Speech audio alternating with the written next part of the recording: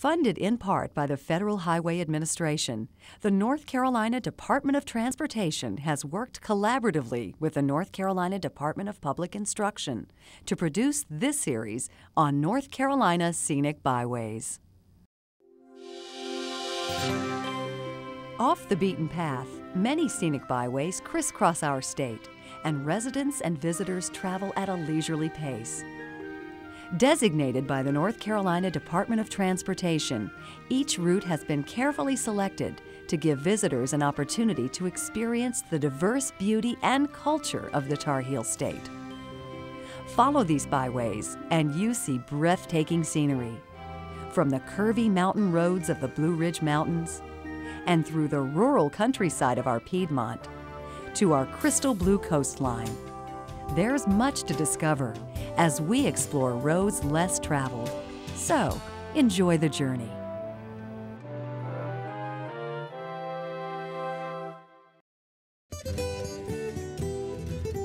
For a glimpse into our natural, cultural, and historical heritage, North Carolina Scenic Byways presents the Roanoke Voyages Corridor.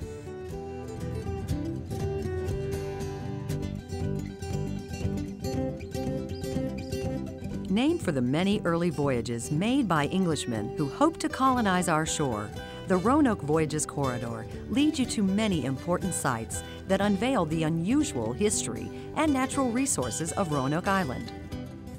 To get there from the mainland, we cross over the Croatan Sound Bridge to reach Roanoke Island. This short 9-mile scenic byway follows US 64 down the island and across the middle to the other side. There are many places to see along the Roanoke Voyages Corridor, but we begin by traveling a short ways off the byway. Our first stop, the North Carolina Aquarium, one of 3 facilities in our state that supports educational activities and promotes conservation of North Carolina's aquatic environment. This amazing 285,000-gallon tank is 17 feet deep, one of the largest saltwater tanks in the state.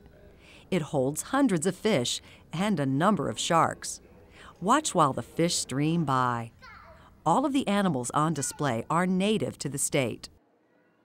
Next, you won't want to miss the touch tank, which is very popular because most people never get to touch a living sea creature.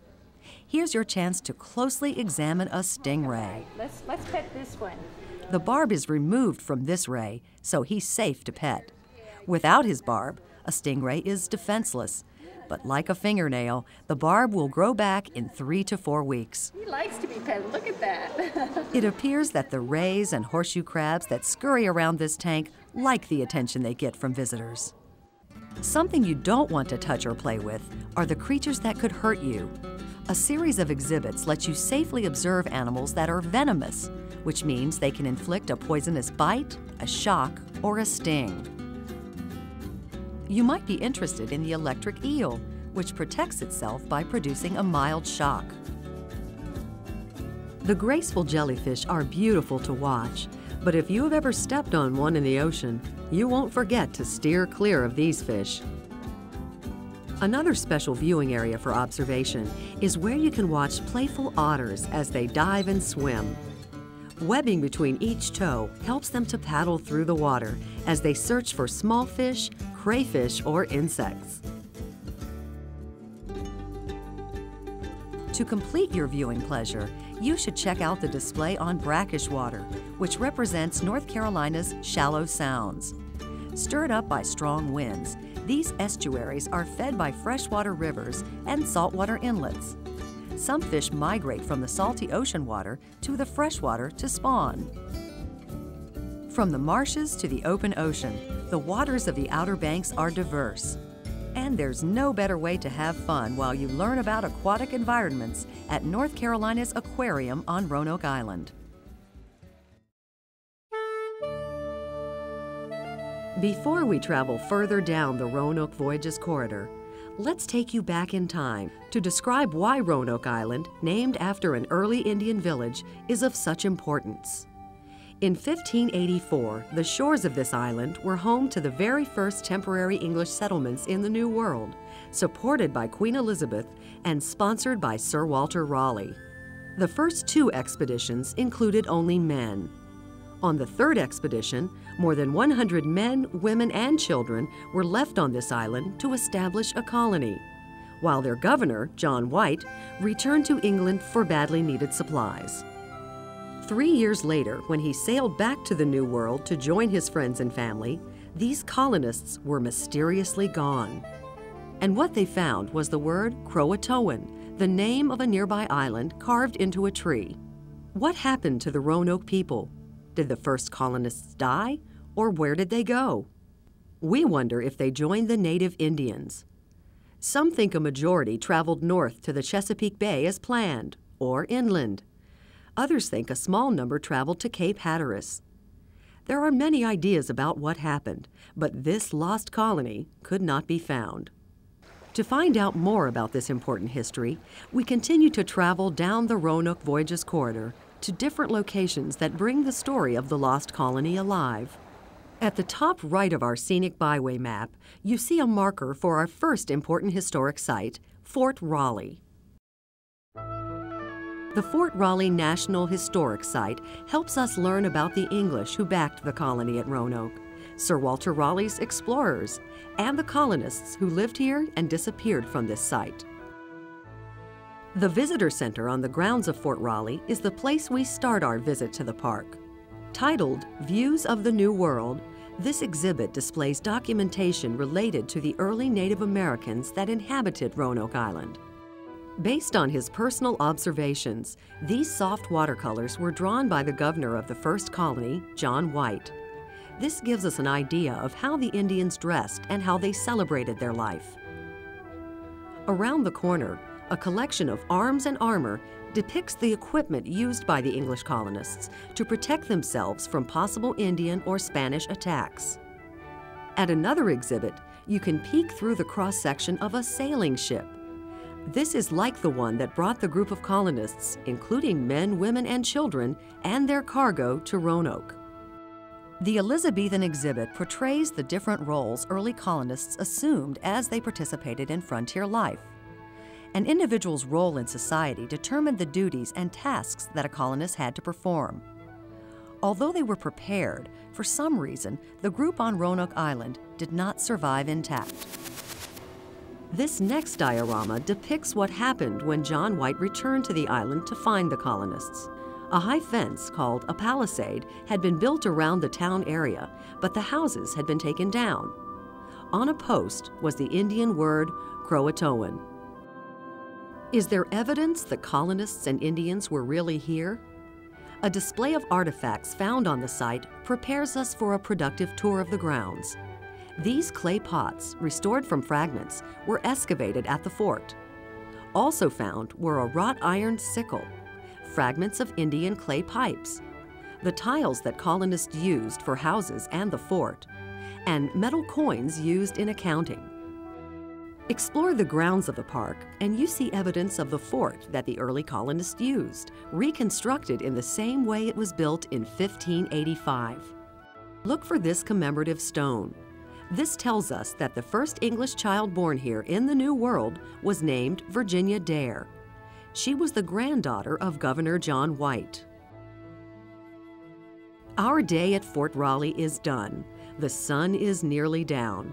So let's take a moment to reflect, just as the early colonists surely did, on the scenic beauty of the Albemarle Sound. It's another day, and time to travel on to the next site by passing through the small town of Manteo. Manteo is named in honor of one of the friendly Algonquin Indians that the English explorers carried back to England. You may want to take time for a stroll down the streets lined with shops, galleries, and restaurants. Wind your way to the water. Located along the waterfront are a series of facilities operated by the North Carolina Maritime Museum. At the water, you can look across the dock and water to the Elizabeth II. This is a replica of the ship that brought the famous lost colony to Roanoke Island in 1587.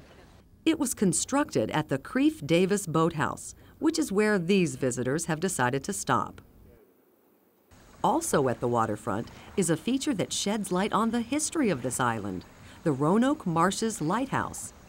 This is a reproduction of the screw pile lighthouse near Wanchese, which in the mid-1800s stood at the southern entrance to Croatan Sound. Next, we cross over the bridge at the waterfront in Manteo for a visit to another place that tells us the history of Roanoke Island and the Outer Banks.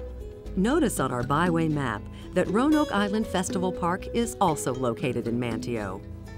A range of activities at Roanoke Island Festival Park interpret 400 years of Outer Banks history, beginning with the Native Americans and the early English colonists who first arrived on the Roanoke Island shores. This is where the replica of Elizabeth II is docked. She was built to look like a 16th century sailing ship. From stem to stern, you meet sailors like those who sailed across the Atlantic in 1585. Gun crew, attention! Man the piece! Man the piece, aye. Dressed in period garments, these interpreters speak Elizabethan dialect as they tell you stories about how they defended themselves against Spanish spies. Then draw near and give fire! Cease firing! Boarding the Elizabeth II is exciting and educational. This be an astrolabe, a navigational device used to find the altitude of celestial bodies. Learn about the different tools and equipment the sailors used to navigate as they sailed across the ocean. At the settlement site, you can experience life as an Elizabethan soldier. Visit with the men in tents while they wait for their fort to be built. They dress and speak like those we just visited on the Elizabeth II. Tucking your left arm close to your body. Watch while soldiers demonstrate the use of pole arms. Be prepared to participate in these military drills. The soldiers are always looking for new recruits. A position to be able to stop the horses. Notice how these skilled carpenters work. Here you see one using a spring pole lathe to shape part of a piece of furniture. Here you see another carpenter scraping the wood away to shape the shingles for a roof. Conducted in workstations like these, much of the work early in the expedition centered around maintenance tasks. This blacksmith uses the great bellows to heat the iron needed for tools at the settlement. While at the settlement site, you learn how the encampment was built from the ground up. This worker demonstrates the method used to wattle the walls of the blacksmith shed. With each activity, craftsmen worked from scratch to prepare their site and build structures for their shelter and protection. All these skills were needed to create the colony on Roanoke Island. While you're at the park, don't forget to roam through the Roanoke Adventure Museum. Inside, you'll find a range of interactive displays and hands-on activities that bring the island's history to life. Such as this Native American village, which is based on the actual drawings and observations the English made when they arrived in this strange new land. The long house is typical for the Algonquin, the group of tribes that lived in this area and spoke basically the same language. Around the corner, this Civil War tent displays items associated with the 1862 Battle of Roanoke Island. You can even try on a scratchy wool uniform. Nearby, this display portrays life at the Freedmen's Colony, which was home to 3,500 African Americans during the Civil War, making it one of the largest colonies of free African Americans in the United States. When you leave Festival Park, you won't forget the many different ways you had fun while learning about Roanoke Island history. Next, let's shift gears from history to natural resources and learn about what has sustained the economic growth of Roanoke Island. For this segment, we continue down the road towards the southern part of the island to reach Wanchese. Here in Wanchese, the shellfish and crab is what this small fishing village is most noted for. At the harbor, look out a ways and you're likely to see small crabbing boats as they motor away to the sea or back to the shore. And you know what? We've arrived at the docks just as a large commercial fishing boat has pulled in. The workers get the boat tied down and secured and then prepare to unload the daily catch. In this case, it's shrimp.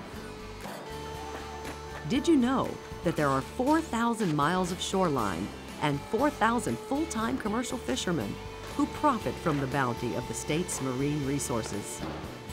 An even larger number of fishermen, 2 million, fish for fun. They charter boats like these to go out to sea. These recreational anglers use a hook and line to catch whatever runs. What makes this sport so appealing? And why are North Carolina's recreational and commercial fisheries so productive? Behind North Carolina's strand of barrier islands lie shallow waters. With 2.3 million acres of water and coastal wetlands, North Carolina's system of estuaries is the largest of any Atlantic coastal state.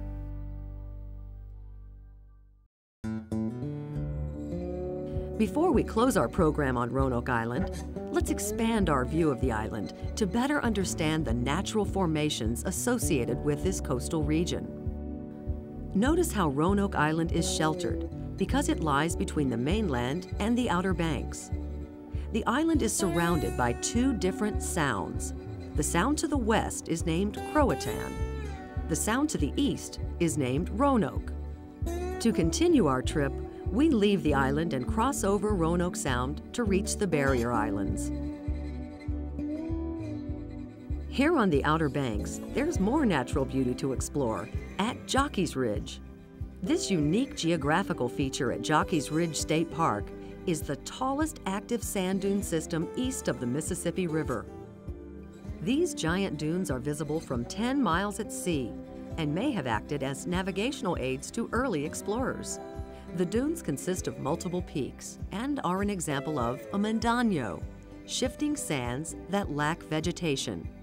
No plants or animals make their home on the dune due to the harsh conditions.